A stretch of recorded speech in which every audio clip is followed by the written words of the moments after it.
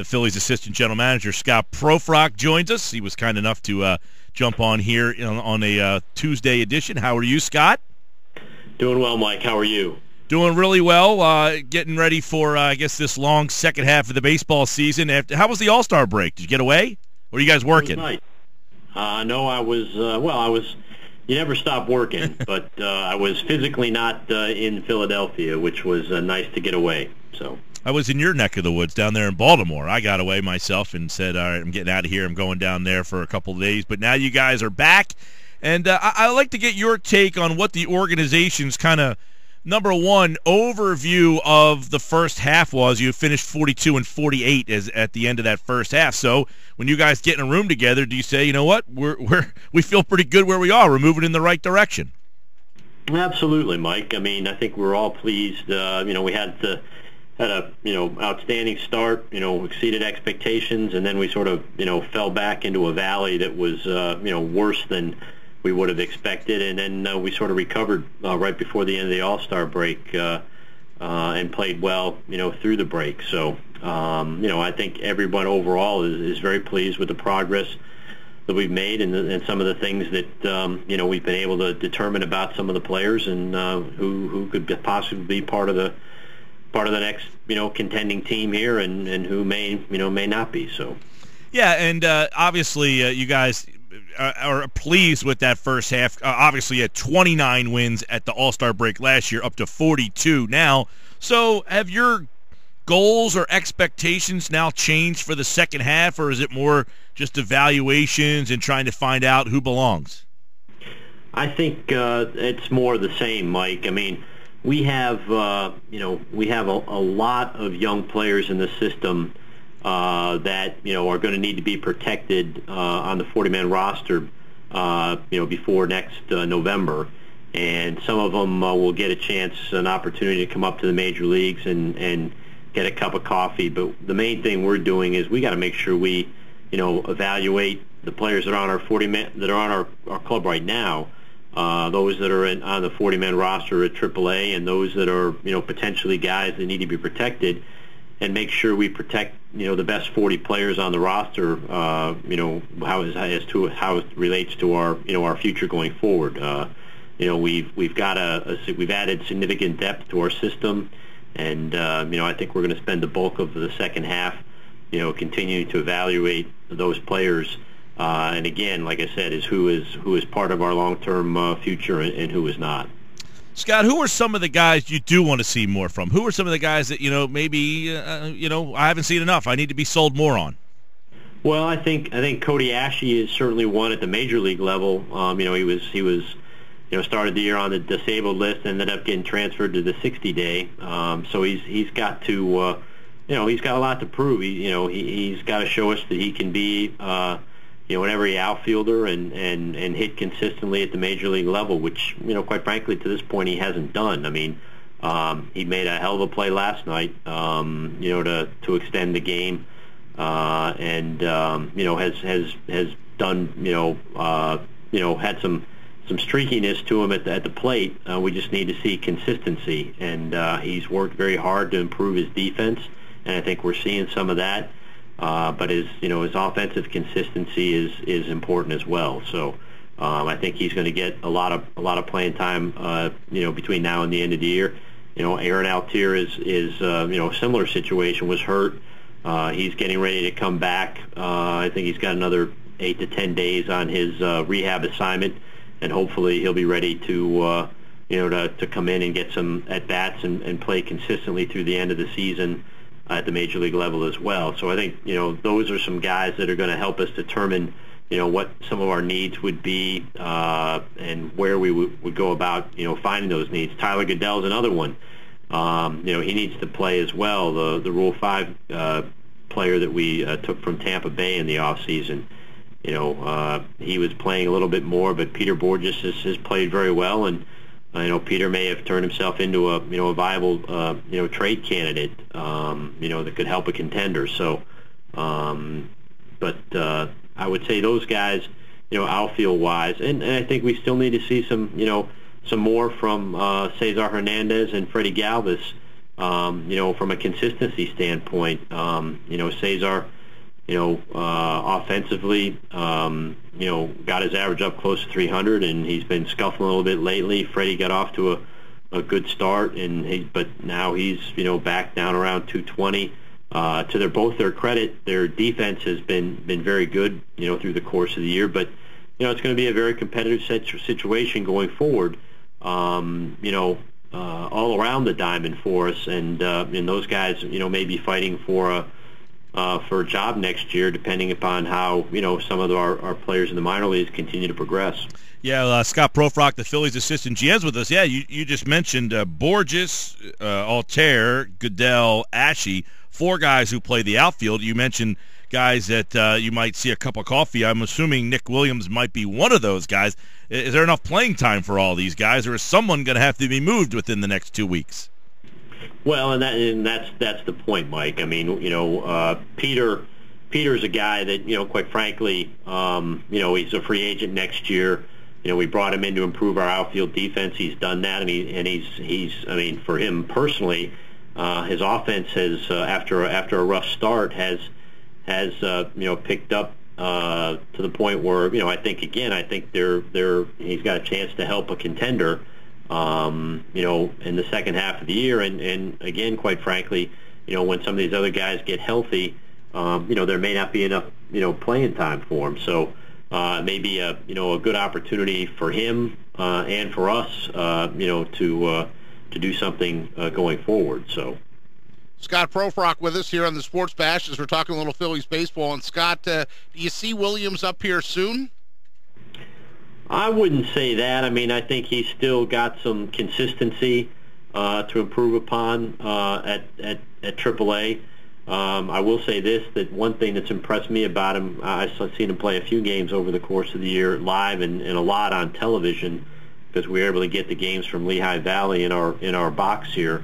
But he seems to have a penchant for for producing with runners on base and runners in scoring position. He definitely seems like he turns it up a notch when he gets that opportunity. In his intensity at the plate. And for me, I've seen him be very successful in those situations. So I think that's something for us to be able to look forward to going forward. But you got to remember, this is his first he hasn't even played a full season at AAA. He needs to experience the ups and downs and the ability to know that when he struggles, he can work his way out of it. And he's had a couple opportunities to do that at AAA this year, and I think it's something he continues to need to to develop. There's a big jump and big difference between AAA and the major leagues, and one of the things that I think is important for players at the minor leagues is for them to struggle at some point and be able to struggle at a level where they're capable of recovering. Because if you just keep promoting guys when they have success, and eventually they're going to get to the major leagues and they're going to struggle, if they haven't struggled somewhere before they get to the major leagues and don't know in their own minds that when they do struggle, they know how to work their way out of it, you get them to this level and they've never struggled before, sometimes you have a lost puppy. So I think it's important for these guys to, and JP's already experienced there. He got off to a really rough start at AAA, but he's been able to work his way out of it, and he's been very very impressive there of late. So so those are the kind of things that you want to look for from the guys in the minor leagues, and know that when they get to the major leagues, and they do scuffle, that they can work their way out of it. Before we leave the minor leagues, Scott, how do you put a quantification or a superlative on what they've done at Reading? And I should say, full disclosure, I went to high school with Scott Hunziker, so I'm really thrilled to see that ball club having success in their 50th season in baseball town. Absolutely. I mean, it's Dusty does a great job. Dusty Wathan does a great job down there, and Schranke, the pitching coach, Steve Schrank, they've done a great job. And again, the deals we've made over the course of the last 2 years, have populated the organization with some good prospects, and we've had some guys of our own come through the system as well, whether it's Dylan Cousins or Reese Hoskins or Jorge Alfaro was a guy we acquired in a trade. Obviously, Jesmiel Valentine. JP was there earlier in the year. Nick Pavetta's pitching there right now. Pinto is one of our own guys. There's a really a good depth of players in our system right now that bodes very well for the future. We're spending some time with Scott Proefrock, the Phillies assistant GM, talking a little Phillies baseball, and now we'll jump back to the big league club again, Scott. And just the sound I thought I heard last night was from South Philadelphia as everybody saw what Nola did, and I'm sure you guys were all pleased that was the Nola of old. Yeah, I mean, again, I think Pete and Mac, in conjunction with Matt, and made a really good decision with how to handle Aaron, give him a break, and let him regroup, so to speak. He came out and did his thing and did it very well, and we were obviously very pleased. We got a little bit of a scare when Echeverria hit the ball off his shoulder or upper arm, I guess. But everything seems to be fine, and hopefully there won't be any issues going forward with that. So, but it was definitely a welcome sight to see him go out and have success. Scott Proefrock's with us here. I want to go back to the minors real fast because at Reading, as you guys just kind of talked at, Dylan Cousins, Rhys Hoskins, these two guys, they don't seem to get the notoriety or the press or the rankings of JP and maybe Nick. How do you view those guys? Because we haven't heard a whole heck of a lot where they fit in the organization. They seem like both of them have just kind of jumped on the scene here together at the same time, but it's almost like they seem like guys who aren't as close as they seem to be. Well, I think both of them have obviously taken advantage of the opportunity that was put before them and have performed very well. And again, I think they feed a little bit off each other as well. And one of the other guys that's there at Double-A, and you got to give Joe Jordan and his development people a lot of credit for mixing in some veterans with the young guys. Jake Fox, from everything I've been told, has been a really good influence on those guys. He's a veteran, journeyman, played over in Asia and come back, had a cup of coffee a couple times in the major leagues. Been around the block, but has been a really good influence, on helping those guys understand and to realize the opportunity that's in front of them, and to focus on getting the most out of their ability. And that's all part of the development process as well. You always want to sprinkle some veteran players in with the young guys to help show them the ropes. And I think we've done a good job of that, throughout the minor leagues, with some of our young players. And we had JP Aaron-Sebe up at Triple-A to start the year, and that was by design to try to help Knapp have some veteran guidance from a peer. It's great to get it from the coaches, but you also want to get it from a peer to help them understand and develop their abilities. So our goal has always been to develop the player as best we can, and that's one part of the process. But in going back to Dylan and Rhys, they've taken advantage of the opportunity, and they've got good ability, and they're certainly in the picture going forward. How soon they get there, again, it's a big jump from Double-A to the major leagues. I think you're going to see both of them hopefully at some point get the opportunity at Triple-A. I don't know whether it'll be this year or next year, with the way the season's going in actually in both levels. I mean, we've got we've got hopefully playoff clubs both at Double-A certainly, and at Triple-A, hopefully the way those guys are playing there too. So and again, winning is part of development, and you'd like to see both those teams success going forward. I don't think Hoskins or Cousins are guys that are necessarily ready to jump to the major league. So A lot of things will depend on how the dominoes fall at AAA and whether some of those guys get called up and who gets in the playoffs and those sorts of things. But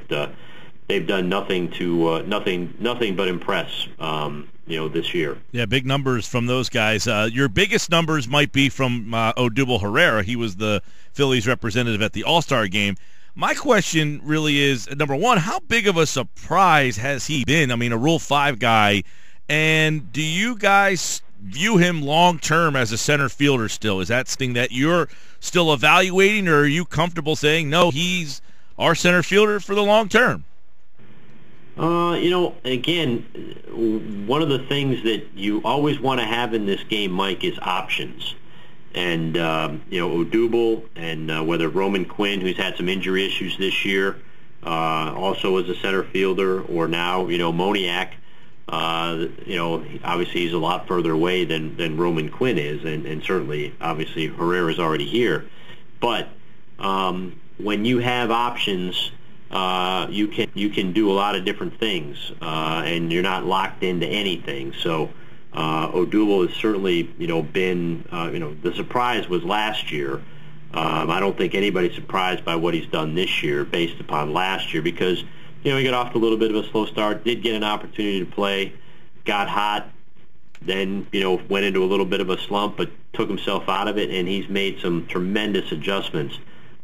He's walking much more. He's seeing more pitches to plate, showing much more discipline. So there's nothing that tells us that he's not, a legitimate major league, player and future piece in some capacity. Right now he's our center fielder. He has played the infield before, and he's got, some enough athletic ability where, from a versatility standpoint, I think he could play, a corner outfield position as well. But right now he's our best center fielder, we feel, and that's where he's at. So, but he's definitely somebody that is in our future plans for sure. Scott, it's Pete Thompson. How about Cameron Rupp? Because the depth that you have in the catcher in the organization seems pretty deep, for lack of repeating myself there. Where do you see Cameron Rupp fitting in? Are you getting any calls from other teams about him?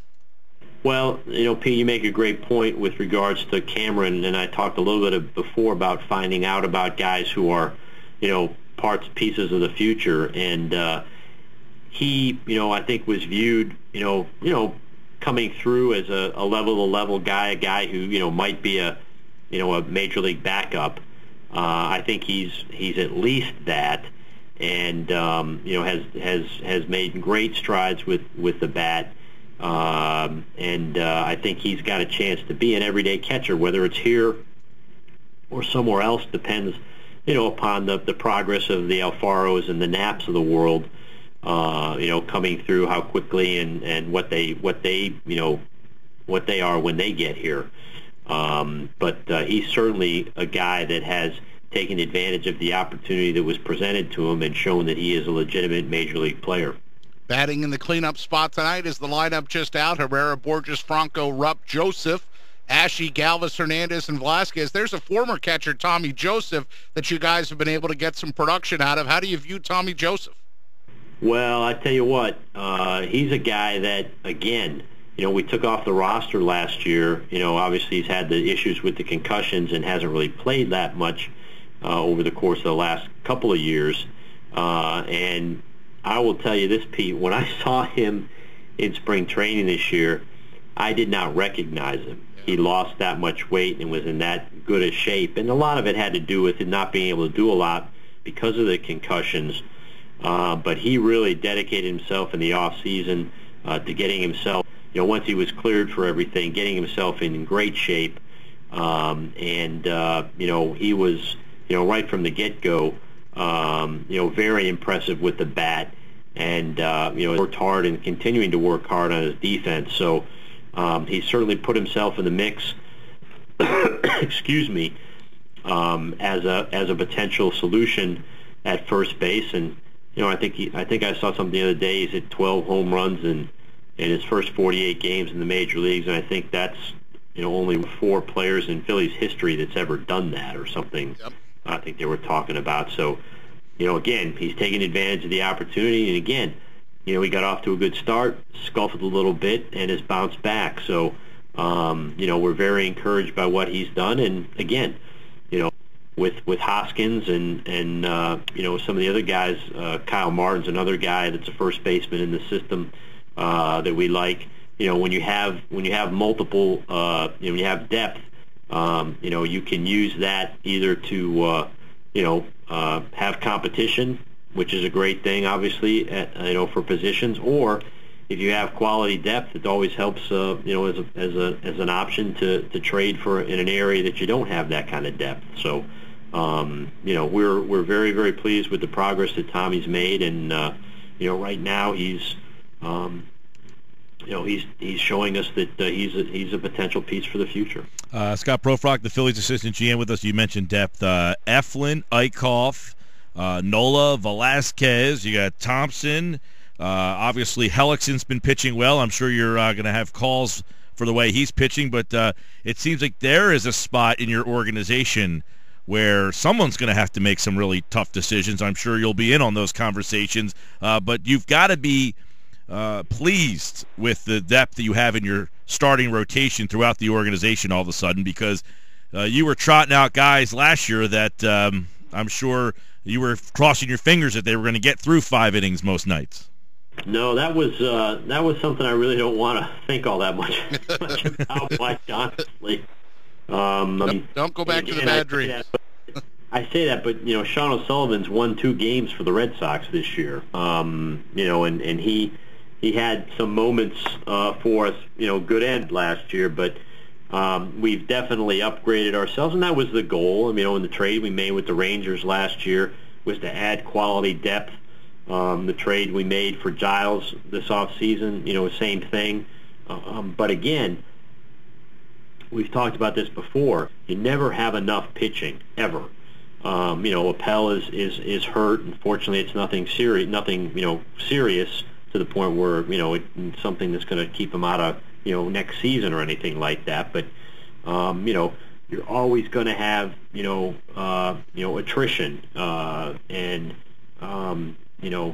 I was always told when I was with the Braves back in the early '90s, if you had 20 legitimate pitching prospects, you'd get 5 bona fide major leaguers, and you don't know what you know which 20 the prospects are, but you don't know which 5 of them are going to be the ones that are bona fide major league pitchers. So it really is, to a certain extent, a numbers game, and that's not belittling scouts or anybody else, but you're dealing with human beings, and that so many different things can happen, whether it's to fall short of expectations or exceed expectations. So, well, Scott Proefrock's been our guest. Would have been probably nice if they scheduled you guys on the road with this convention coming to town this week. You having problems finding parking? Well, we actually are on the road. The Democratic convention starts next week, so. Oh, it's next week. Oh, the other side's going this week. My bad. Yeah, the Republicans are going this week, and I think Cleveland is out of town. So I think the schedule makers did take that into account. So, but our offices will still be open, and good luck at work. Gladly, I'm going on the trip for a little while, while anyway. So I won't be around for a lot of it, but I think we get back. I think our first game back is. You got a long road trip here coming up. You got you're back the first week of August. There you go. Right for the Giants, I think. Yes. Yep. So 3 against the Marlins, and then they start a road trip: Pittsburgh, Miami, Atlanta, before they come back. Scott Proefrock here on the Sports Bash 97.3 ESPN. Scott, always a pleasure, pal. Thanks so much. Great stuff. All right. Thanks, Mike. Thanks, Pete. Take care.